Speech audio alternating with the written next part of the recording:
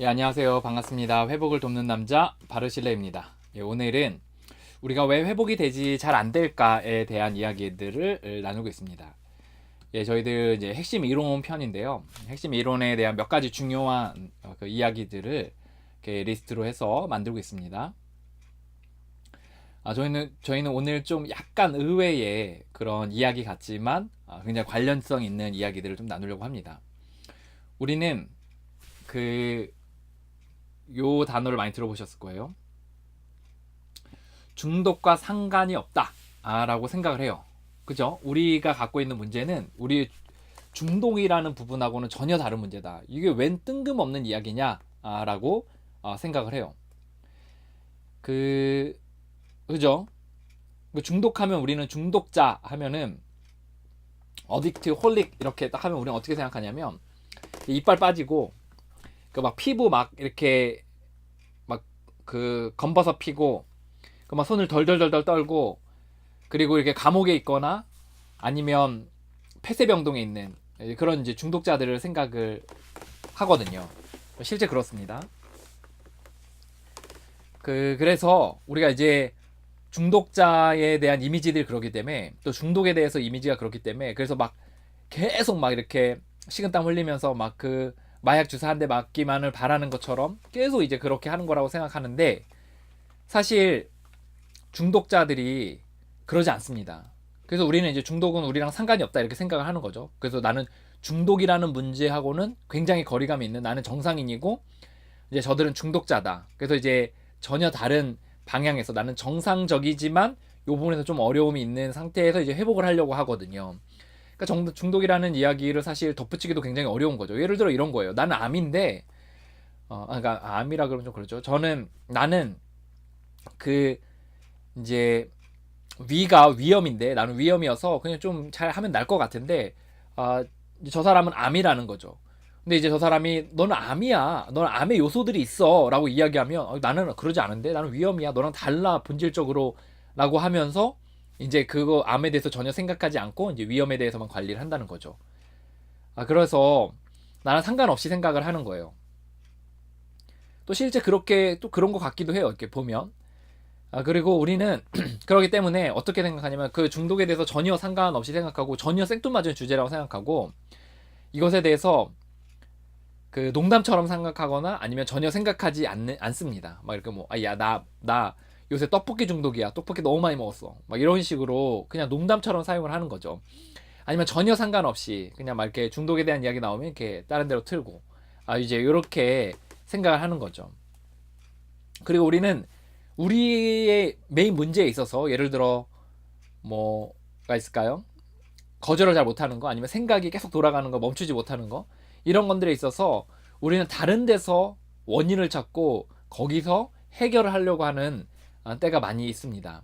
마치 습관처럼 그냥 습관을 고치는 문제의 차원으로 이야기를 한다는 거예요.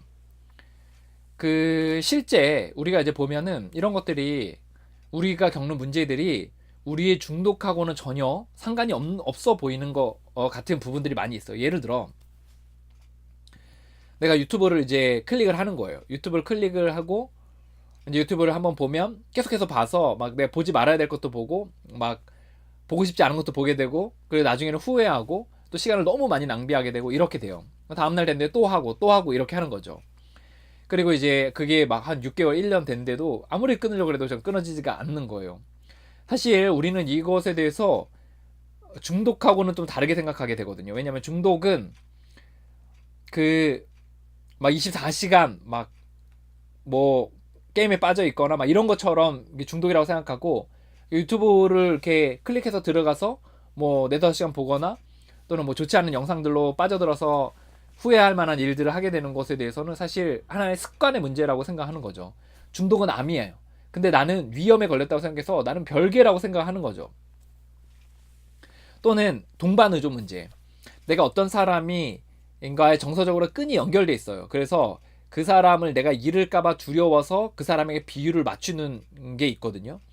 그리고 이제 적절하게 거절하지 못하고 적절하게 상대방을 거리감 둬서 이제 돌보지 못하는 부분들이 있어요. 이제 이거를 이제 또 어쨌든 인간관계에 매여서 끌려다니는 것들, 이런 걸 이제 코디펜던시라고 이야기하는데, 그게 건강한 바운더리가 결정되지 않는 거죠. 그래서 끌려다니고 뭐 상대방이 나에게 함부로 대해도 내가 막 그 피해를 보고 막 이렇게 되는 성향들이 있는 거죠. 근데 이 동반의존 문제도 사실 중독하고는 전혀 상관이 없어 보이죠. 내가 뭐 사람에 끌려다니는 문제지 내가 중독은 아니지 않은가. 이게 뭐 중독은 마약, 알코올, 도박 같은 게 중독이지 내가 뭐 사람에게 끌려다니는 게 무슨 중독인가? 라고 생각을 하는 거죠. 분노 문제도 마찬가지예요. 내가 분노가 빡 올라오면 분노가 끓다가 그거를 탁 이렇게 내가 분노를 내기 시작하면 막 욕하고 폭언하고 때리고 다 때려 부수고 집 나가고 막 이렇게까지 하는 거를 하는 거죠. 그래서 내가 다시는 하지 말아야지 하는데 또 해요. 다시 하지 말아야지 하는데 또 해요. 그게 이제 우리는 계속 분노를 내는 게 아니라 한 3개월 때론 길게 6개월도 이렇게 참으니까 이제 이것에 대해서 우리가 중독이라고 생각하지 않는 거예요. 또 두려움도 마찬가지예요. 내가 이제 평소에 잘 지내다 갑자기 두려움이 확 올라오면 그 두려움에 대한 생각 때문에 계속해서 이제 두려워하는 거죠. 두려움에 대한 생각들, 뭐 미래에 대한 생각들 계속해서 하게 되는 거죠. 이것도 사실 중독하고는 좀 거리가 있어 보이죠. 전혀 상관이 없어 보이잖아요. 게으름도 마찬가지예요. 내가 게으름은 습관의 문제지 이것이 뭔가 한 번 하면 끊지 못하는 그런 중독의 문제하고는 전혀 상관이 없어 보인다는 거죠. 자기 비하도 마찬가지입니다. 자기를 자책하고 욕하고 멸시하고 이런 것도 사실 도박, 알코올, 마약 뭐 이런 거하고는 전혀 다르잖아요. 그래서 상관이 없어 보이는 거예요. 자존감이 낮은 거, 나를 이렇게 낮게 보는 거, 내가 위축되게 생각하는 거, 그게 내가 왜 중독인가? 사람에 대한 공포, 내가 사람에 대한 공포가 있는 게 그거는 낮은 자존감으로 인해서 내가 어려서부터 그렇게 타격을 받은 거지 이게 무슨 내가 중독인가? 선택의 문제인가?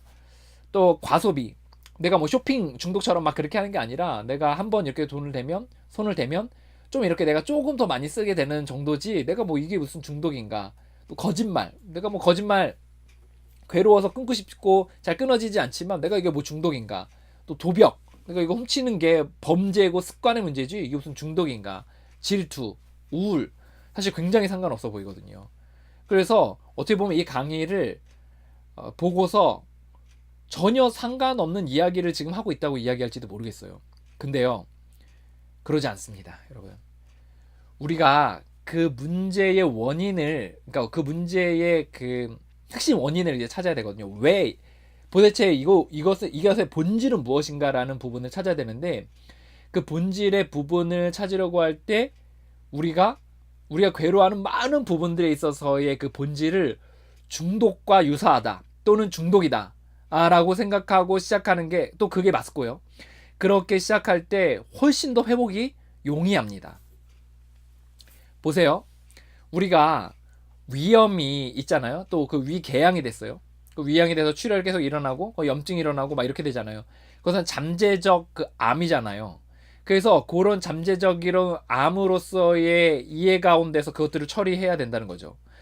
때로는 이제 이게 암이라는 그런 건 뭐 아니더라도 종양처럼 그것들이 이제 자란 게 있고 그것들이 있을 때 그것을 이제 유사하게 제거하고 이렇게 하는 방식들을 쓰잖아요. 근데 이제 요 약간 결이 다른데 그 이제 우리가 어려워하는 많은 부분들에 있어서 사실 중독이거나 아니면 중독으로 가는 전 단계인 경우들이 많이 있습니다. 실제 그 증상들 굉장히 비슷해요. 예를 들어 동반의존은 사람에 대한 중독입니다. 사람에 대한 중독. 그 또 유튜브를 보는 거, 또 분노도 중독이 있어요. 분노 중독, 두려움도 중독입니다.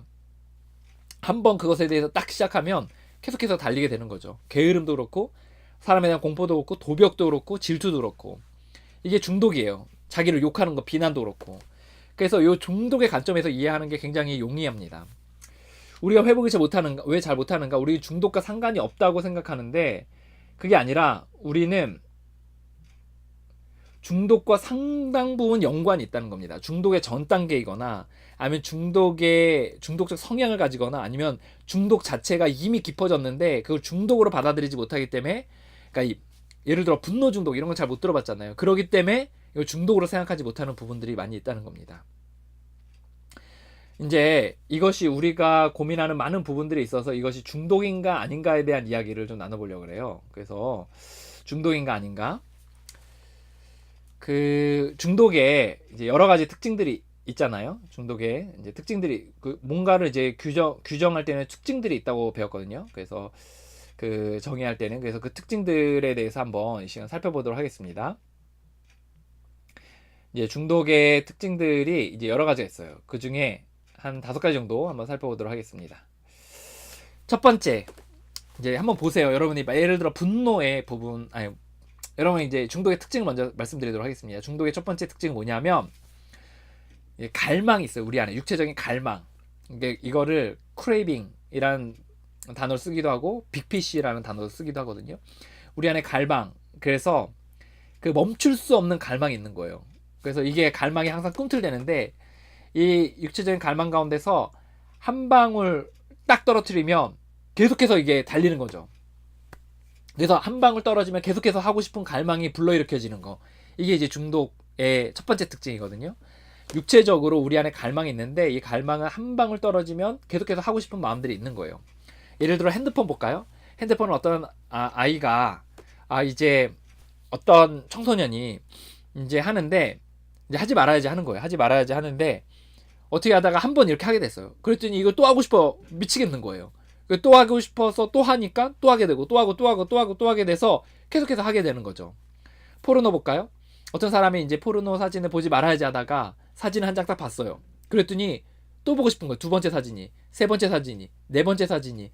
영상이 보고 싶은 거예요. 영상을 보다가 또 다른 영상을 보고 싶은 거예요. 또 이거저거 찾아다니다가 또 뭐 불륜이나 또 매매 문제가 있는 분들은 이제 그런 데로 가게 되고 그래서 재발하게 되는 이제 문제를 일으키게 되는 거죠. 근데 이제 본인은 중독이 아니라는 거예요. 그래서 이제 그러면 참아보라고 참았어요. 그러다가 그럼 중간에 끊어보라고.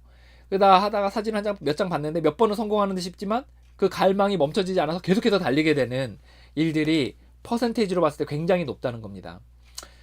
그 도벽을 볼까요? 도벽에 있어서 어떤 사람이 도벽을 하지 말아야지 하는 거예요. 그러다가 어떻게 하다가 이제 해야겠다라는 생각이 들어서 하나 딱 하면은 또 하고 싶고 또 하고 싶고 또 하고 싶어서 그게 멈추지지 않는다는 거죠. 그래서 이제 서점을 계속해서 돌아다니게 되고 그리고 뭐 어디 옷가게를 돌아다니게 되고 이런 일들이 생기게 되는 거예요. 한 방울 떨어지면 계속해서 하는 거예요. 마약 중독자들이 계속해서 그 갈망 가운데 있지 않습니다. 그 참아야지 이렇게 하다가 그 갈망이 올라와서 한 번 딱 하게 되면 그 갈망 때문에 이제 계속해서 멈추지 못하는 거예요. 계속해서 이제 약을 찾아서 이제 방전될 때까지 가게 되는 거죠. 이게 여러분들이 이제 도박이나 마약이나 알코올처럼 같은 중독의 본질상 그것들이 비슷하다고 이야기하면 굉장히 기분 나빠할지 모르겠어요. 하지만 그 본질 자체는 굉장히 비슷하다는 겁니다. 중독의 첫 번째 특징은 육체적으로 갈망이 있어서 한 방울 떨어지면 계속해서 달린다는 거예요. 그래서 중간에 멈추질 못해요. 이게 첫 번째 특징입니다. 한 방울 떨어지면 계속해서 달리고자 하는 갈망이 있는 거. 그래도 멈추지 못하는 거. 두 번째 특징이 있습니다. 두 번째 특징은 뭐냐면 이런 특징이 있습니다. 우리가 첫 잔을 마셔야 하지 말아야 하는데 알코올 중독의 경우 첫 잔을 마셔야지 말아야지 하는데 그 첫 잔을 딱 마시게 되면 어떤 일이 생기냐면 마시지 말아야지 하는데 그 첫 잔 앞에만 가면 정신적으로 합리화하는 거예요. 그래 건강을 위해서는 반잔 정도는 먹어도 된다 그랬어. 먹는 거예요. 그럼 또 우리 육체 안에 갈망이 있으니까 마시면 처음에는 뭐 한 잔 이렇게 멈추고 이렇게 할 수 있는 것 같지만 하루가 지나고 이틀 지나고 계속해서 반 잔씩 먹기 시작하면 한 잔이 두 잔 되고 두 잔이 세 잔 되고 네 잔 돼서 몇 병씩 먹게 되고 나중 되면 장취까지 이렇게 되는 꼭 장취를 하지 않더라도 이게 제어가 불가능하게 되는 또는 실수를 하게 되는 괴로워하게 되는 이런 일이 생긴다는 거죠. 중독의 두 번째 특징은 뭐냐면 우리가 생각을 했을 때 하지 말아야지 생각하면서도 그 첫 잔 앞에 내가 나도 모르게 합리화한다는 거예요.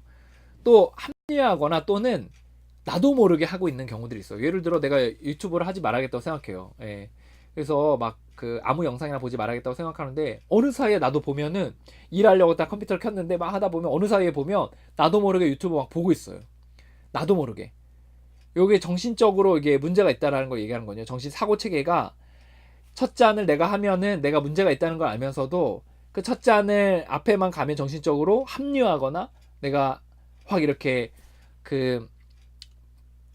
그 이제 공백 상태가 된다. 멍해져가지고 그걸 하게 된다. 이런 특징들이 있는 거죠. 세 번째 특징이 있어요. 세 번째 특징은 뭐냐면 그것으로 인해 내 삶에 내가 원하는 삶에 지장을 미치거나 아니면 내 삶에 있어서 좋지 않은 영향들을 미치게 되는 게 바로 이제 중독의 세 번째 특징입니다. 예를 들어 내가 그 분노를 내기 싫어요. 분노를 내기 싫은데 이제 내가 한번 분노 내면은 막 달리는 거예요. 그래서 내가 하지 말아야지 그런 성향이 있는 거예요. 그래서 하지 말아야지 하다가 누가 이렇게 깔딱깔딱하면 내가 뚜껑이 깔딱깔딱 하다가 탁 넘어가면 정신적으로 에라 모르겠다 하고 딱 하면은 이제 달리는 거죠. 막 폭력 시작하고 막 폭언하고 난리를 피는 거죠. 그리고 나면 자기도 자책 들고 막 사람들은 막 두들겨 맞아져 있고 그리고 막 이렇게 되는 경우들이 있다는 거죠. 보통 이제 감옥 같은 데 가면은 폭력이나 살인을 한 사람들 중에 내가 잘 기억이 나지 않는다는 사람들이 있어요. 예, 그런 사람들의 중에 일부가 이 그 블랭크 스팟이라 그러나요? 예, 그래서 이 백지 상태에 머리가 새하얘져 가지고 나도 모르게 하게 되는. 그러니까 우리가 그런 경우 있잖아요. 핸드폰 하지 말아야지 하다가 나도 모르게 핸드폰 하고 있고, 내가 술 마시지 말아야지 하다가 나도 모르게 술 마시고 있고, 내가 자책하지 말아야지 하다가 나도 자책하는 경우가 있죠. 그러면 이제 계속해서 또 그 갈망이 있으니까 하게 되고, 그 결과 내가 원하는 거 삶하고는 전혀 다르게 아니면 내가 원하는 삶에 좋지 않은 영향을 미치는 경우들이 있다는 겁니다. 이거를 우리의 삶을 조절할 수 없게 되었다라는 단어를 쓰거든요. 네 번째 특징이 있어요. 네 번째 특징은 내가 끊으려고 하는데 잘 안 돼. 아니. 내가 첫 잔을 들지 말아야 되는 걸 아는데, 내가 그것을 잘 안 돼. 그 안 드는 거를 잘 못해요. 첫 잔을 들지 않을 힘이 없는 거. 이게 중독의 네 번째 특징입니다. 예를 들어 내가 술을 마시지 말아야 된다고 생각해요. 왜냐하면 나는 한 잔 마시면 계속해서 마시게 되는 갈망이 있으니까. 또 나는 정신적으로도 거기에 문제가 있으니까. 그래서 자꾸 합리화하니까. 그리고 그것을 하게 되면 내 삶에 좋지 않은 영향을 미치니까 내가 하지 말아야겠다고 생각을 하는 거죠.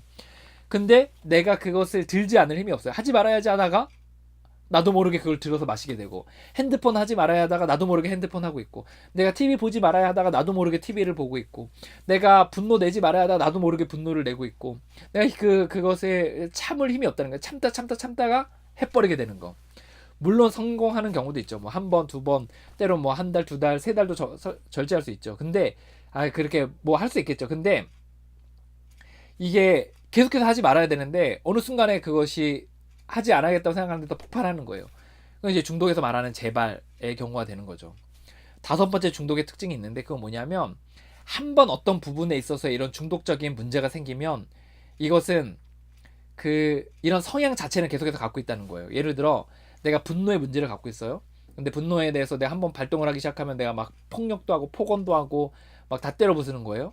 그래서 내가 한 3년 내가 화를 한 번도 내지 않았어요. 근데 이제 내가 그러다가 어느 순간에 머리가 또 딸깍딸깍 해가지고 뭐 이쯤에 한번 화도 내도 되지 않나 하면서 화를 냈어요. 그럼 다시 예전으로 돌아가는 거야. 그 갈망이 다시금 그 지퍼 라이터에 불을 탁 붙인 것처럼 확 붙고, 그리고 내가 이제 그로 인해서 내 삶이 망가지고 그거 다시 절제하려고 그러면 또 절제하는 데 있어서 좀 어려움이 겪게 되는 거죠. 우리가 이 성향 자체가 계속해서 이제 흘러가게 된다는 거를 계속해서 있다는 걸 말합니다. 그래서 이 부분에 있어서 우리가 요런 잣대로 해서 우리의 문제들을 보면 굉장히 많은 부분이 이해가 되기 시작합니다. 예를 들어 동반의존은 중독의 일환입니다. 다시요. 동반의존은 중독의 일환이에요. 동반의존 뭘 말하냐면 저 사람과 내가 사람에 대해서 정서적인 끈이 달려 있어서 그 사람이 하는 대로 끌려다니는 거예요. 아니면 정확한 경계선을 세우지 못하거나 그 사람과 내가 정말 그 어떤 계속해서 시간을 같이 보내기 원하거나 사귀기 원하거나 뭔가 내 뜻대로 움직여주기 원하는 그런 의존의 문제가 있다는 거죠. 그래서 상대방이 원하는 걸 다 해주거나 아니면 상대방을 막 끌고 가거나 어쨌든 이런 정서적인 의존의 관계들이 있다는 거죠. 이런 의존의 관계에서는 중독입니다. 그 사람에게 중독이 된 거예요. 첫째, 내가 그 사람에게 이거 하지 말아야겠다는 생각이 들어요. 그래서 내가 의존되지 말아야지, 저 사람 비율을 맞추지 말아야지 하는데 내가 한번 그러니까 그 사람 앞에 가면 나도 모르게 그 사람을 막 이렇게 비율을 맞춰주고 있는 거죠. 내 정신적으로 문제가 있는 거죠. 비율을 맞춰주고 있는 거예요. 또 한 번 맞춰주기 시작하면 계속해서 맞춰주는 거죠. 예, 계속해서 끌려다니는 거예요. 그리고 나중 돼서는 그 삶에 좋지 않은 영향을 미치게 되는 겁니다. 그리고 좋지 않은 영향을 내가 괴로워하고 수치스러워하고 죄책감 갖고 하지 말아야지 하다가 했으니까 굉장히 좌절감 느끼고, 이렇게 되는 거예요. 내가 이제 다시 내가 이거 하지 말아야지 하는데 내가 그럴 힘이 없어요. 한 6개월 지나면 또 해요. 3개월 지나면 또 해요. 주기가 짧은 사람은 한 주 만에 또 그렇게 해요. 6개월 만에 했다고 해서 그게 중독이 아닌 거 아닙니다. 주기가 있는 거예요. 6개월마다 넘어지는 사람이 있는 거, 한 달마다 넘어지는 사람이 있는 거예요. 어떤 사람이 6개월 만에 와가지고 나 마약했는데 6개월 만에 마약했다, 나 끊은 거였는데 뭐 이렇게 했다, 이거 아니에요. 그 사람은 그냥 나 중독이 아니다. 나 6개월에 한 번씩 나는 마약을 한다. 중독인 거예요. 나는 6개월에 한 번씩 도박장에 가서 한 1,000만 원씩 날린다. 중독인 거예요. 그건 죽인 거예요, 죽이. 예, 그래서 이 동반의존도 중독이 된다는 거. 게으름도 중독이 됩니다, 여러분. 게으름. 이제 사실 이 첫 번째 그 게으름을 부릴 깔딱깔딱한 그 시점이 있어요. 그때 내가 게으르지 말아야지 생각하지만 내가 게으를까 말까, 이걸 할까 말까, 할까 말까 하는 시점이 있거든요. 그것을 내가 굴복해서 그냥 하게 되면 나도 모르게 하게 되는 거죠. 그냥 안 해버리는 거죠. 아니면 게을러지는 거죠. 밀어버리는 거죠. 그러면 이제 계속해서 미루게 되는 거예요. 계속해서 하기 싫은 거예요. 그럼 내 삶이 엉망이 되죠. 그래서 내가 게으르지 말아야지 하는데 또 게을러요. 그리고 내가 한동안 열심히 살았어요. 예를 들어 군대에서 한 3년 열심히 살았어요. 2년 열심히 살았습니다. 그런데 다시 나와서 다시 미루고 또 안 하고 이렇게 하면 다시 그 게으름의 병이 발동이 되는 거죠. 진행이 되는 거죠. 이런 중독적인 성향들이 우리 안에 있어요. 그래서 우리의 많은 부분들을 이 중독이라는 부분으로서 포커스를 맞춰서 회복을 하기 시작하면 굉장히 많은 부분이 이제 회복의 효과를 볼 수가 있습니다. 중독에는 여러 가지 특징이 있어요. 이런 특징들에 있어서 우리가 겪고 있는 문제들을 잘 이렇게 비춰볼 필요가 있어요. 물론 굉장히 애매모호한 것도 있어요. 자존감의 문제, 뭐 예를 들어 자책하는 문제. 사실 근데 그런 것들도 중독의 그 패러다임의 중독의 일환입니다. 내가 못났다고 생각하지 말아야 되는데 나는 괜찮다고 생각하는 걸 내가 아는데 얘기를 들어서 내가 그것을 믿기로 했는데 내 그 생각 앞에서 이렇게 굴복을 하는 거죠. 그리고 내가 그렇게 한번 생각하면 계속해서 그렇게 되고 내 삶이 엉망이 되어버리는 거죠. 그리고 그렇게 생각하지 말아야 하는데 또 생각하는 거예요. 문제는요, 상징에 불과합니다. 이거 기억해야 돼요. 문제는 상징에 불과합니다. 도박이든 도벽이든 마약이든 알코올이든 동반의존이든 인터넷을 계속해서 하는 거든 포르노든 자유행위든 분노든 두려움이든 게으름이든 자책이든 낮은 자존감이든 사람에 대한 공포든 과소비든 거짓말이든 질투든 우울이든 이 모든 것들이 사실 문제잖아요. 그리고 이 문제들은 사실 공통적인 특징들이 있다는 거예요. 그리고 이 특징들의 뿌리는 사실 굉장히 같다는 겁니다. 이 뿌리가 같다면 이제 방금 5가지 특징들 등에 포함이 된다는 거죠. 그래서 이 뿌리가 같다, 이 문제의 증상과 그 원인이 같다면 중독적인 거 끊지 못하는 것도 시작을 안 하는 걸 할 힘이 없는 거, 이 부분에 있어서 하지 못한다면 해결책도 이제 그러니까 문제와 특징들이 비슷하다면 해결책도 비슷할 거라는 거예요. 그렇기 때문에 이 중독에서 쓰는 회복의 원리를 우리의 삶의 문제에 가져와서 쓰면 우리의 삶에 굉장히 많은 부분이 도움이 된다는 겁니다. 제가 예전에 외국인들 이렇게 모임 한 10명 이렇게 소그룹에 갔던 적이 있었어요. 그래서 막 영어도 잘 안 되는데 막 가가지고 이제 끼어서 막 내 나눔할 때 이제 외국인 한 명이 통역해주고 그랬거든요. 그래서 이제 나눔을 쭉 했어요. 그리고 이제 쭉 모임 끝나고 딱 했는데 사실 제대로 많이 못 알아들었거든요. 모임 끝나고 이제 멤버들이랑 얘기 나누고 이제 하려고 하는데 그때 집에 돌아오면서 무슨 생각이 드냐면 그때 그 생각이 들었어요. 이 사람이 나랑 굉장히 같은 문제를 갖고 있구나. 인종이 다르지만 문화권이 다르지만 또 각각의 있어서 문제는 다르지만 굉장히 똑같은 부분들이 많구나 라는 생각을 했어요. 그러면서 그렇다면 해결 방법도 똑같지 않겠는가 라는 생각을 그때 했고, 나중에 한 10년 넘게 지나서 보니까 그 생각이 적중했다는 생각이 듭니다. 우리의 중독을 회복할 때 우리의 문제에서 회복될 때 중독과 상당 부분 연관이 있다는 것을 전제로 해서 회복을 시작하면 굉장히 효율적으로 회복을 할 수가 있고, 실제 그렇습니다. 중독과 연관이 있어요. 심한 중독자이거나 심한 중독으로 가는 전 단계이거나 중독적 성향이 있는 사람일 확률이 높다는 거예요. 아니면 어떤 부분에서 이제 중독이 되어 있는 부분들이 있다는 거죠. 우리가 지금 뭐 하고 있냐면 우리는 왜 회복이 되지 않는가에 대한 부분 이야기하고 있거든요. 우리가 잘 왜 회복이 되지 않는가? 그것은 우리가 중독에 대한 이해가 그렇게 많지 않기 때문입니다. 중독을 착 알면 내 문제를 거기서 비춰볼 수 있게 되고 해결책도 그 안에서 찾을 수 있게 되기 때문입니다. 중독에 대한 이해를 이제 적어도 제가 이야기한 부분 정도는 또 이해를 할 필요가 있습니다.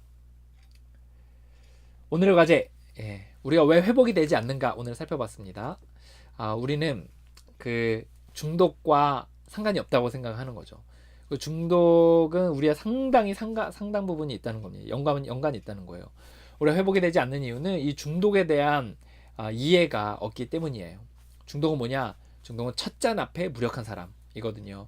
그래서 우리가 핸드폰이든 분노든 두려움이든 게으름이든 그 찻잔 앞에 무력한 사람이기에 그런 부분에서 접근을 하면 중독을 회복하는 부분에서 회복을 하면 우리도 굉장히 효과를 볼 수 있다라는 이야기를 좀 나누고 싶습니다. 오늘의 과제, 당신이 과거에 생각했던 중독에 대한 이미지가 있을 거예요. 뭐 예를 들어 뭐 이빨 덜덜덜 거리면서 하는 중독에 대한 이미지, 뭐 이런 것들을 한번 써보면 좋을 것 같아요.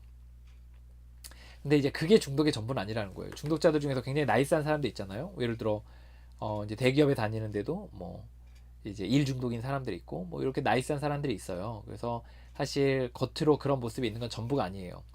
오늘 비춘 중독의 정의에서 봤을 때 우리에게도 그 중독의 정의에 해당되는 특징들에 해당되는 부분들이 뭐가 있는지, 예를 들어 내가 뭐 우울함에 문제가 있다면 그 우울함의 문제에 있어서 이제 어떻게 그 중독적인 요소들의 특징이 해당이 되는지, 또 내가 게으름의 부분이 있다면 내가 어떤지, 쇼핑의 문제라면 또 알코올에 대한 부분이라면 마약에 대한 부분이라면 어떤 부분에서 내가 그런 중독적인 특징들과 일치하는지에 대해서 한번 쭉 적어보시면 좋을 것 같습니다.